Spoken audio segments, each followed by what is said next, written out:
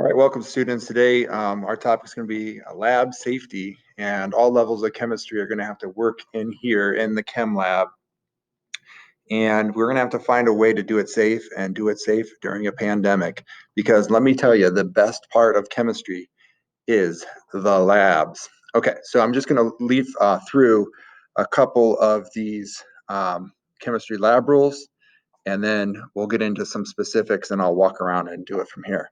So let me go to my normal spot, and then we'll talk about the chemistry lab rules. We're going to watch a video besides this video, and we'll have some discussions, and this will be an important topic. It's part of every lab. Okay, so first thing, make sure that when you're in lab that you don't have anything besides maybe a lab journal, which we're going to do a lot of our labs in paper.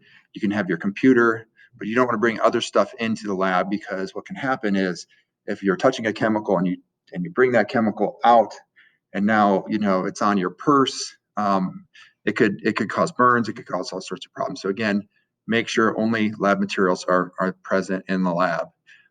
So the other thing is, when you're in lab, there's sometimes a stool for that kid that broke their leg in football.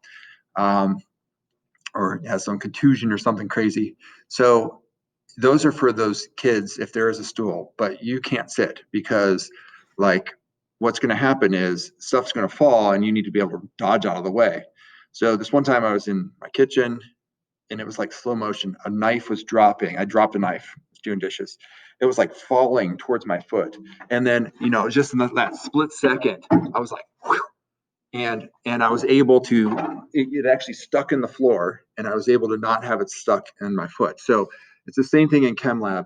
When you're in there and you're going to have boiling, 6 molar, which is bad, NaOH, it spills, you're going to be wearing an apron and you're going to dodge out of the way and you're going to be fine. Number 3, this is going to be a big one. Obviously, no food or beverages. We're not going to have much food this year. It's going to be weird. No parties as of right now. But you can't have your water bottles in lab with you, is the main thing. Okay, number 4, name and know the location of the safety equipment. This is on all my tests and all my levels. Okay, so I'm going to kind of show you guys the pieces of lab safety equipment in this room. Okay, by the entrance, do you see it right there? That's a fire extinguisher.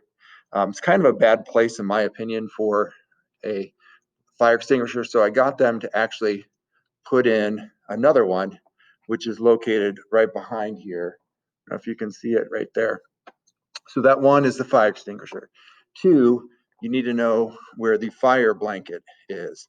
So in this back area, right in the back, is a fire blanket. You just simply pull that out, and it's a big, heavy, hard to do one-handed. Use 2 hands. There we go. And you're going to use this on a fire or on a chemical spill. We do that. Another one is this device over here. So this right here is the eye wash station. And so I'll put this on so you can see.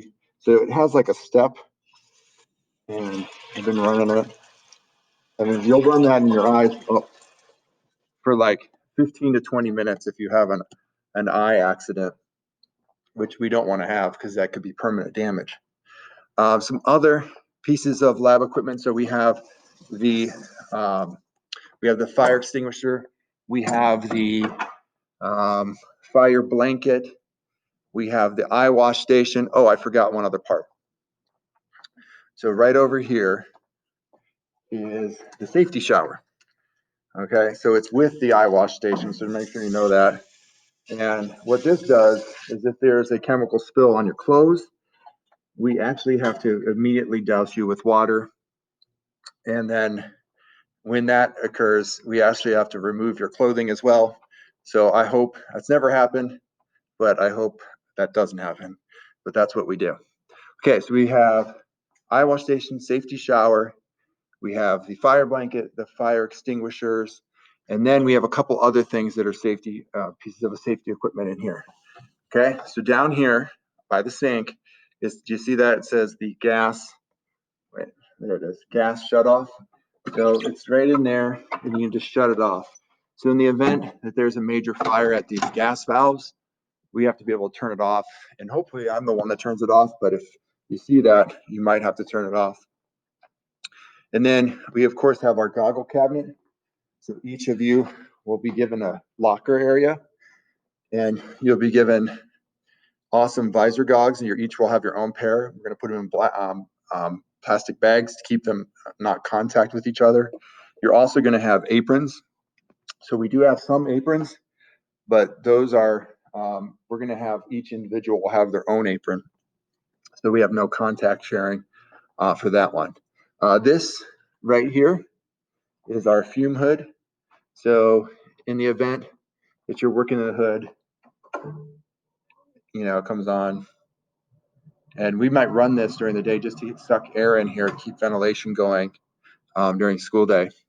One other thing, this is kind of a big deal. This is our, sometimes it gets smoky. We have a big fire in here, like on purpose. And this is the purge fan. That sucks all the air out in like a minute and then makes it better to breathe. So make sure you know the location of the safety equipment in the room. I usually test you on it. So those are the main pieces of lab safety equipment in this room. Okay. Keep it going.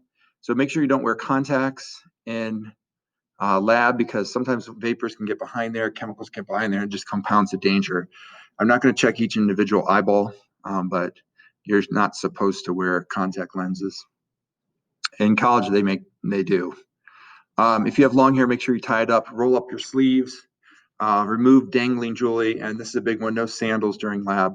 So the lab is slippery. If you're wearing flip-flops, you're for sure going to slip. I've actually had students fall, hit their head on the table. So we just make sure no sandals. So if you need to, bring in shoes. I don't want to hurt your style, but you can bring them in and put them in your little locker space in there. And you definitely need maybe like a hair tie to tie your hair back, because hair is super flammable. You put hairspray in and all that. Make sure you roll up your sleeves. So that's a rule. If you don't have the proper gear for lab, you do not participate. You get a 0 for the day, and you have to make it up to get that grade. If that's a repeated pattern, we'll just have to, your grade would really suffer, and we'd have to find a way for it to work. So just bring shoes, or don't wear sandals. Usually in the winter when we do a lot of labs, it's not a big deal. It's just in the fall and the spring where it's kind of a big deal. Number 7, make sure you're wearing aprons and goggles. That's a law. It's actually state of Ohio law, so you have to wear your goggles, so you'll get your own. I always say with this one, when I talk about this one, make sure that you dispose of things properly. So don't just dump everything down the sink. I'll make a joke this year. It's like, don't kill babies, right? Because you don't, when you dump that stuff down the sink, it's going to kill the baby tadpoles, the baby sea turtles, like all that stuff. So we want to make sure we're environmentally responsible. So please, please, please, there'll be a specific disposal instructions. If we do dispose of things down the sink, it's safe for the sink then. You put lots and lots of water, let it run, pour your stuff down, and let it run again. Okay. Number 9, this is going to be interesting this year. So you have to remain at your lab station, no socializing. We want to try to keep our own space at all times. So there may be labs where I run half the class in lab and half in another assignment, just so we can space out and have the right amount of distance between it. Number 10, make sure the lab equipment, I mean, we're talking, there'll be some days where there's like $700 worth of equipment in lab, $1,000. So make sure you're really careful with it. If you are negligent, like goofing around, you will have to pay for it. So again, just have a serious attitude towards lab. Make sure you read labels twice. I've had this happen over the years where a kid mixes the wrong thing and something bad can happen. So this is all common sense, but make sure you read it twice. Speaking of common sense, never taste chemicals. Don't touch them with your hands. Wash your hands. In fact, we're going to, this classroom's set up where everybody can wash their hands immediately following class. So that's a good thing. And when you're in lab, you want to wash your hands after, so you never know what you have on it. Make sure you don't contaminate your chemicals. So if you pour out from your chemical and then you can't pour it back in because it contaminates it. So don't contaminate your stuff. You be careful, be clean. Number 14, make sure that you don't do random side experiments. Like, that's just not cool. So just make sure you only do what you're instructed to do. You don't know what will happen otherwise. So again, be very, very careful. If you do spill something, and it probably should say when you spill something, not if, make sure you use plenty of water. You can clean it up. But if it's a major spill, like a giant bottle of something, make sure you immediately inform me, because there's some specific disposal concerns. And in fact, I forgot to say it, but by the fire blanket is a disposal kit.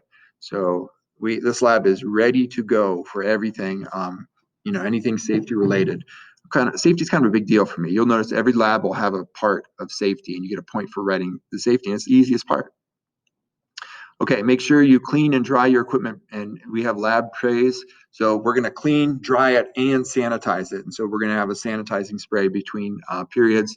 So I'll have students leave it out so that we can spray it off between periods, so that everything is clean for the next group. And then, of course, you're washing your hands. You're making sure that you're not in contact with it. So if you measure carefully, so if you need 5 milliliters and you pour it in a graduated cylinder and you accidentally get 6, you can't put that extra milliliter back in the bottle. So what to do? Well, some of the things you can do is you could give it to someone else. Like, here's an extra milliliter. Now they only need 4. Or you could dispose of it down the sink if there's no one to take it, but try to make sure that you don't return it to the original container and thus ruin the container, because it's contaminated. Fan vapors towards you, this is called wafting. So never directly inhale anything in chem lab. You'll see that some things stink really bad and can hurt you. And number 19, never point a test tube at yourself. So don't hold it straight up. Don't hold it at your face. Don't hold it at your lab partner. So we'll teach you guys the proper way of heating test tubes, and everything this is kind of like a skill, how to do lab safely. If there's an accident, let me know. I'm not going to yell at you. I'm going to help you. Common accidents would be minor cuts, minor burns. I've never had a serious thing besides maybe a kid passing out from food, like they didn't eat. But you never know with chem, and so that's why we are really, really super careful. If you do burn yourself, minor burns are placed under cold water. If there's anything major, make sure you ask. And of course, when in doubt, ask. This is a big one. So what I mean by that is, just if you don't know what to do, obviously follow instructions, pay attention, and proceed with caution. Okay, so there's some consequences. This is all part of that. You can read that. Again, I take it really seriously.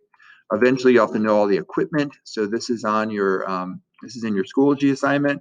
So you have to know the use, what it's used for, the name, the spelling, all that. I mean, pretty close phonetically spelling.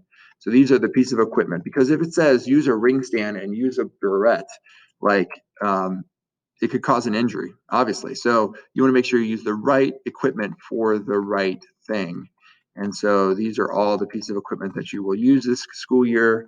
And don't worry, we're going to train you on it. We do a couple labs called lab techniques where you practice. Now, this is the big thing. So this is a safety contract, and we're going to do a project with this. And what you're going to do is you're going to read this. All right. So it's a safety contract. Basically, it's saying, I am going to be safe in school this year. Okay. And, I always say this, like, imagine you get all A's all year, 4.0, you're doing awesome in chem, and then you just lose one eye. Like, I feel like that's still a loss, right? So the danger is real. We're going to work with real chemicals this year. You guys are like 17 years old, 16, 17 years old. You're old enough to handle this. And so that's why they waited. They don't let freshmen take this course, right? So this is a cool opportunity for you to do some cool science and to do it safely. So you're going to read this contract.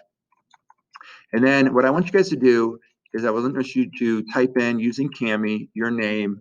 You can sign it with your mouse if you want, or you can just type it in and date it. And you're going to submit this via Cami into Schoology for me. You can also mark whether you wear contacts, whether you're colorblind. I'm colorblind. Woo! And all those kind of things. So we're hopefully going to have a great, safe year. And we'll probably stop this video and discuss it a little bit in class here. But welcome to the lab safety, everyone. This is going to be great. Can't wait to do awesome labs this year. Here we go. Oh, I gotta stop sharing.